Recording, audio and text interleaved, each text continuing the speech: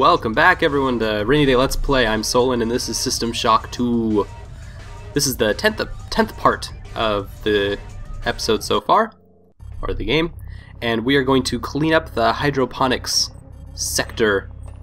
In our last episode we picked up, I think it was a couple of the toxin A's, and we found the places that they go to. In this episode we're going to just clean up the rest of it as quickly as possible, because this area is pretty large and a lot of the little bits are hard to come by.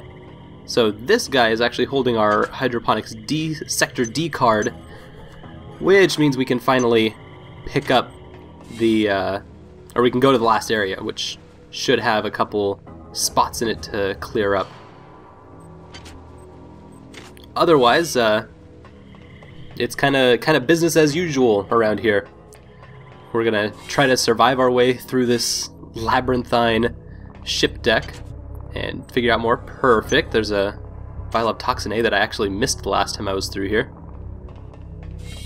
Speaking of things that I missed, there were a couple other things that I missed in the last episode that we're just gonna swing right to as soon as we can.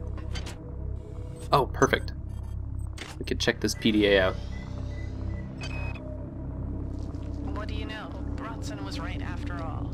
I imagine I've got about an hour, but I'm tracking the transformations in the hope that the data might be useful to someone else. There are tumors on my leg and back. I can feel that thing inside growing fat. My theory is they need a living host to complete the transformation. Screw Diego, screw Karinskin, screw Tau Ceti 5. If someone finds this, don't have any regrets about punching my clock. I was already gone. Holy crap. That is probably the most intense log that we've found so far. What an amazing find. Yeah, Jesus. So that's what we are dealing with as the crew is slowly taken over by the now hostile AI Xerxes. Right now we are picking up we're trying to kind of like toxify the huge, there's something that's infected the fourth deck of the ship, so we're going to detox it. And we're using the vials of A toxin, the annelid toxins. Oh my god, this jumping thing is not going well for me. It's kind of a pain in the butt to use. There we go. It's like you hold it and then the game kind of slowly figures out what you're doing. Uh-oh, hear a monster around here. We're gonna want to take care of that before we get back down here. Last time we were down here I kind of freaked out, got a little excited and completely missed this one wing. The one wing that we needed to go to. So there's the environmental regulator we're looking for. I've chosen Nurse Bloom as the new mother to our children. She has a child of her own back on Earth. She knows what it is to care for their young. Ave Maria. If she only knew what the future held. She shared the joys of the many. Slowly the AI is taking the form of the many, which is supposed to be all of the people on the ship, and it's trying to use the like biopower, not in the philosophical sense, but literally the raw power of the biology of all of the crew on the ship. So I guess technically the philosophical sense too, but there's some weird things you could put together between the philosophies of biopower and what happens in this game. But it takes the form of the many. So I guess probably one of the first places I want to go with the commentary in this game is, oh sweet, we could use a grenade launcher. That could be fun to play with. We don't need that anymore, get that out of there. I'm probably gonna need that later and be like, oh god, if I only had a hazard suit. But in most of the games I Let's Play, at some point I talk about the monsters in the game and what it means to be a monster, because monsters are always a fun and interesting idea.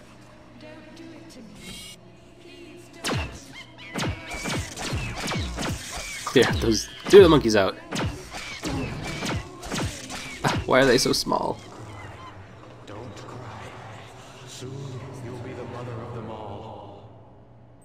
Well, that is an assaulting scene.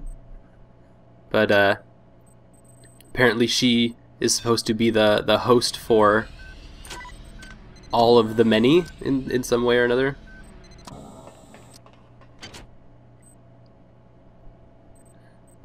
So with the monsters that are in this game, they're like the things that go bump in the night. They're not necessarily the kinds that jump out and scare you, and the game has a very interesting way of doing that, because the sound design of the game is that once you get into a certain radius of a bad guy or a monster or some kind of character that makes noises, is you start to hear their noises. And you can kind of get a sense, you're not gonna like be surprised when someone's there, but okay, maybe that time. She was just sitting in there waiting for me. Okay, this electricity is not going well. Although cheap to use, not very efficient against the midwives. I found these schematics on Dr. Miller's desk. They're plans for the kind of cyber modification that's been illegal for 40 years. It's not like him. I was going to talk to him about it, and then I noticed the DNA sequence he spec'd for the prototype. It's mine. Oh snap! So that's exactly who we're dealing with. Usually we get a better sense of what we're dealing with by attacking them, but no, that's literally who these midwives are. Super spooky. Oh, apparently all I need is a wrench, not any zappy electro gun-majiggers. I should have been just using the wrench this whole time. Okay, so now we're gonna find the, we have two of those dispersals left, and now we can use our Hydroponics D card to find our way around here. Whoa, this place looks like the perfect spot for our vacation home. I mean, our next filtration session.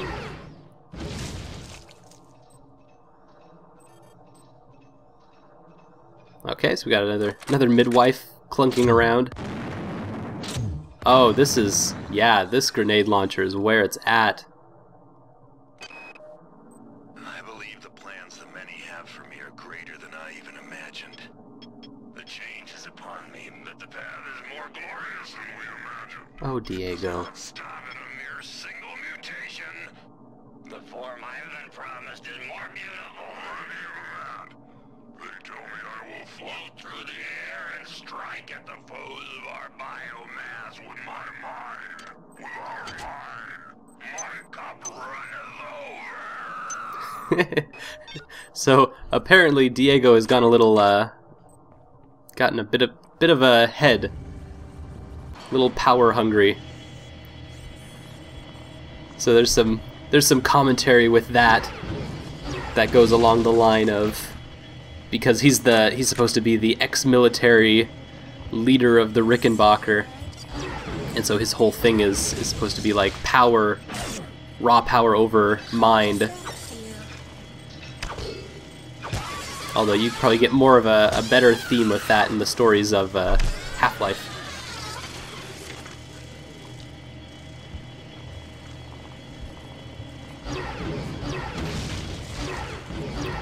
We'd probably be able to get more of that kind of relationship or story if our own character had some more control to it. What? What? Oh god, these are spiders!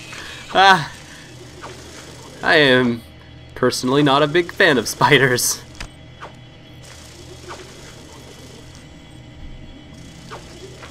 Okay, just go away. Okay, so apparently spiders give you toxins, and that's why we've been collecting all these antitoxin hypos. We haven't really had much of a place to use them yet. Not that I wanted to, but...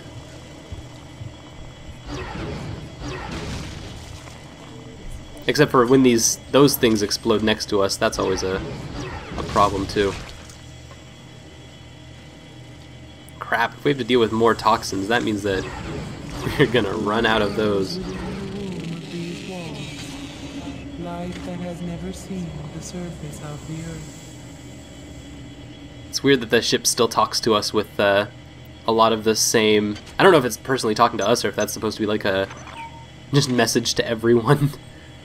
Hey ship, just letting you know that there's creatures on the ship that have never seen Earth, so just checking in with y'all, seeing how everything's going. Okay, we'll clean this place up. At last, readings indicate the elevator shaft is clear. Now get up to deck 4. Perfect. Alright, so we are on our way to the 4th deck. All we need to do now is get to the elevator and we are free to go. Only thing we have left up here is that we haven't checked out some of these areas, so... Oh sweet, I can hack these now, which is perfect. Maybe get some items. So the goal of the game is to get 3 in a row. And if you fail on one of the red bricks, apparently they explode. God, don't do it! Please don't! Glory to the many. I am a voice in their choir.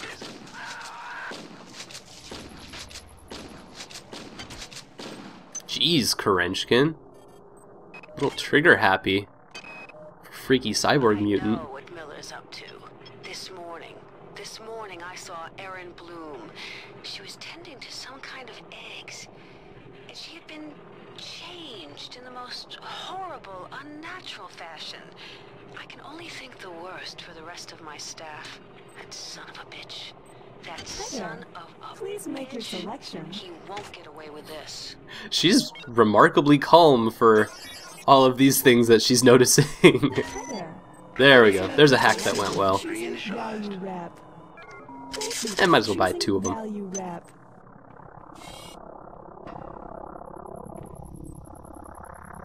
Oh wow, that's some kind of new weapon. I wish I had some... Well, I guess I'll have to get rid of the rapier.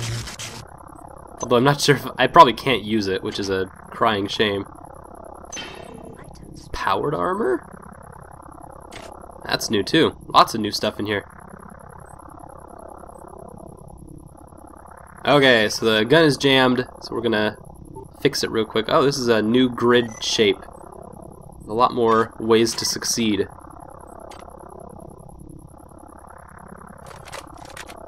Okay, playing that inventory shuffle game. Nope, nope, not even close. We need to, oh my god. We need to max out our energy in order to actually use that. But when we can use it, it's gonna be pretty sweet. Okay, now to deal with armor stuff. Okay, that's a little better. As long as we keep it charged, we get plus 50 defense. I don't want the laser rapier that much, do I? I kinda do. I haven't gotten to use it yet. Alright, to the bulkhead, to the other deck. We're leaving Sector D and heading back to Sector B/C, where the elevator's at. And then we're finally, after 11 parts of this total, in part 10, we are going to finally get to Deck 4, which has been our mission since the beginning of this game. Yeah, I just kind of like kung fu dodged that, Matrix style. I like their attacks, they just kind of like reach their arm out and it's an attack.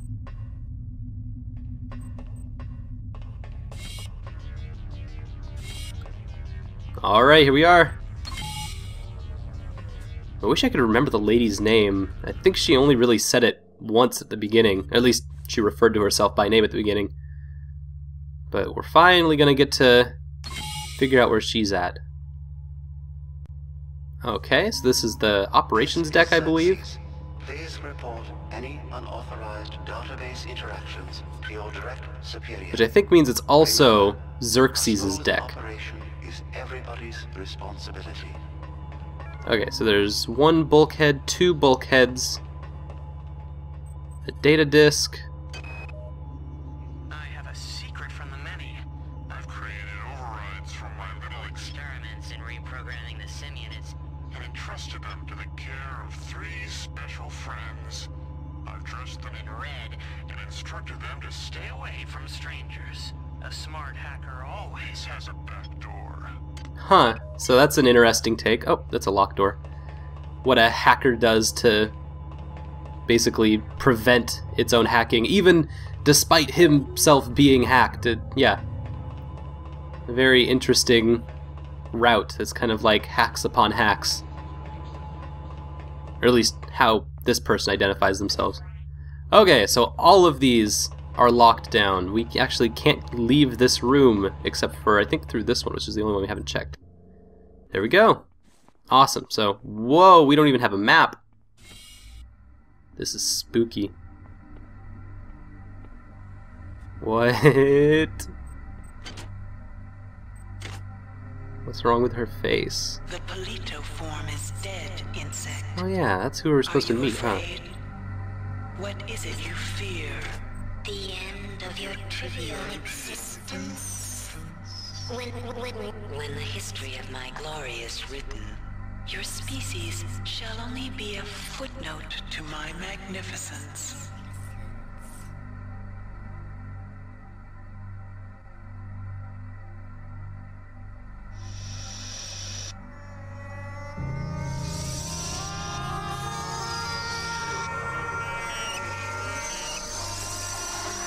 I am Shodan. My analysis of historical data suggests a 97.34% probability that you are aware of my birth on your planet and my rebirth into beauty on Citadel Station. There was a garden grove On Citadel Citadel Station. there, Shodan processing component 43893 Was performing a grand and wonderful experiment. I had created a new form of life. Fearless, powerful, with no sense of individual will. or moral constraints. Fitting handmaidens to my divinity. Before that, hacker destroyed my primary data loop when it eradicated Citadel. It ejected the grove where my creations and processing component 43893 were stored. 30 years later, the grove crash-landed on Tau Ceti 5. I survived only by sleeping. In my absence, my creations, my analytes, thrived and grew unruly, and now they seek to destroy me. I will not allow that.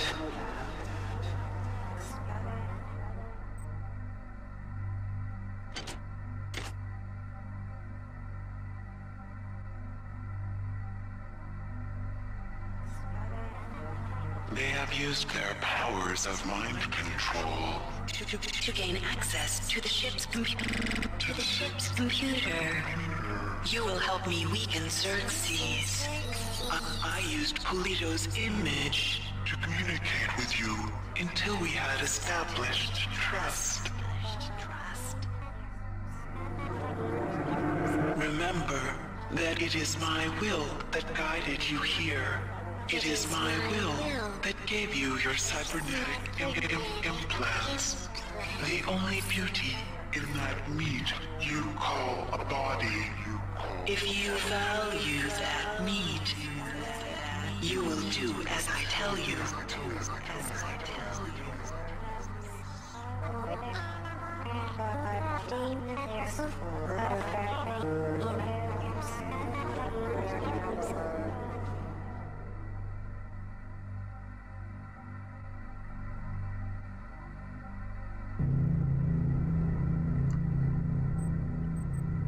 So that puts us on the same page, I think. My children have co-opted the 3 simulation units on this deck. They use their power to conceive a mutagen that will transform the meat of your dead comrades into hunter-killer hybrids. I will not allow this to happen. You must find some way to reprogram the sim units. Matters on Deck 5 also require your attention. Approach your work as you see fit. But accomplish, human. Disappointment is not something I will accept from a spec such as you. So the Polito woman was a ruse! Well, this puts a lot of work on our plates now. And this is going to be a lot to deconstruct over the next few episodes. Officially, we are now in Act 2, in a way of thinking, of the game. Thank you so much for watching, and we will see you next time for the second act of System Shock 2.